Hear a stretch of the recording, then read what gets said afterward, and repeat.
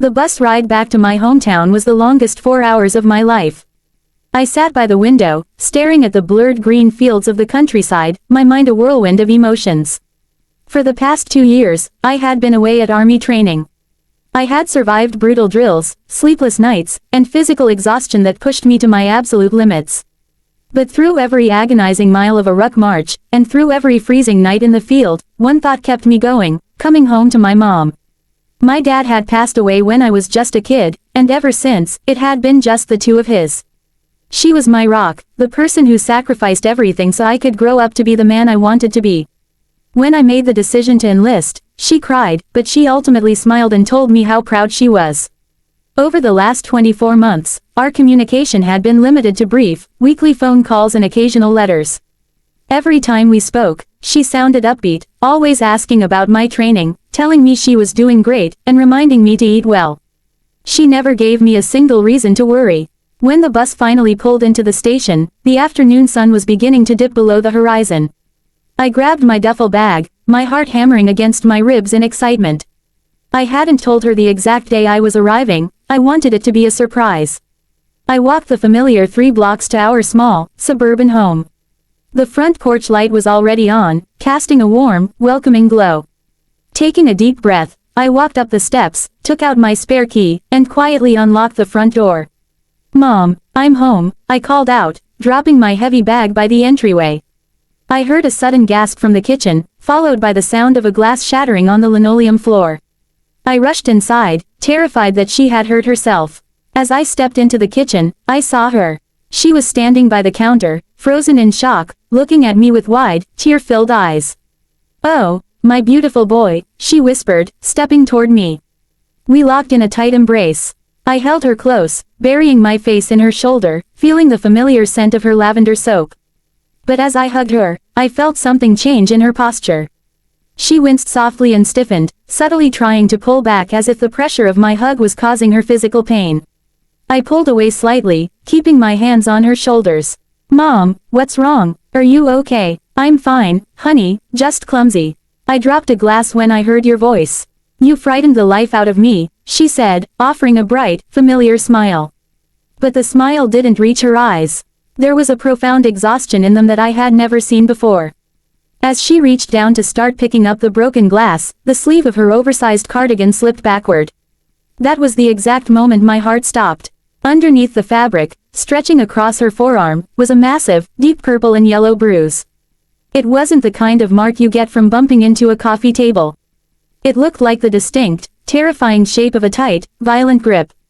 "Mom," I said, my voice dropping to a serious, commanding tone I had learned in the military. "What is that on your arm?" She instantly flinched, pulling her sleeve down with a frantic, panicked speed. "Nothing, just a silly accident at work. I tripped over some boxes in the supply closet.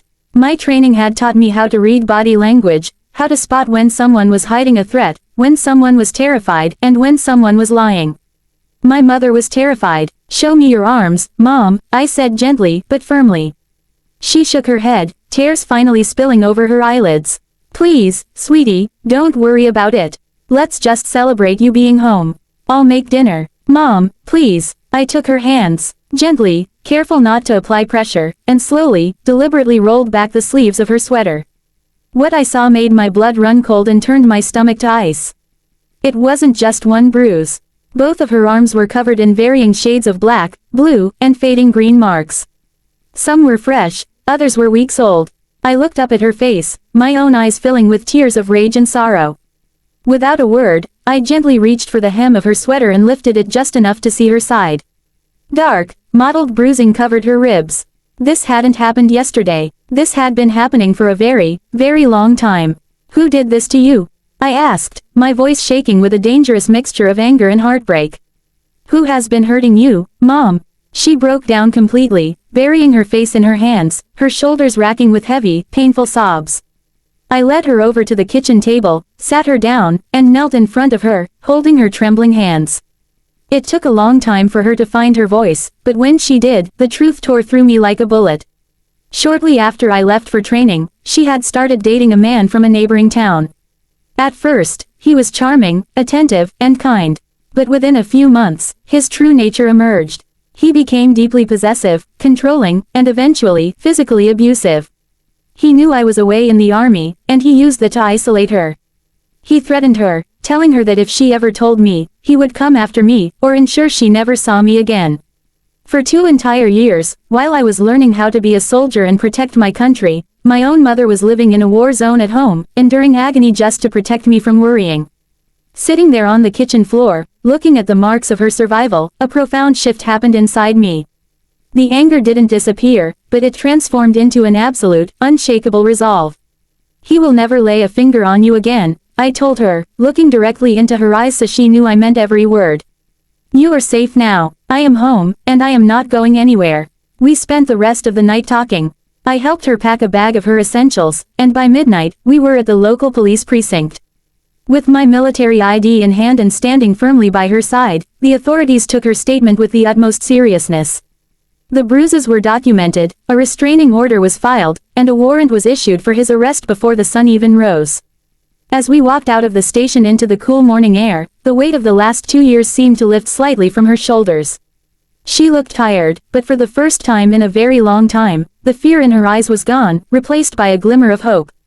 I threw my arm gently around her shoulder, pulling her close. I had gone to the army to learn how to fight, but I realized then that the most important battle of my life would be right here, ensuring my mother never had to hide her pain ever again.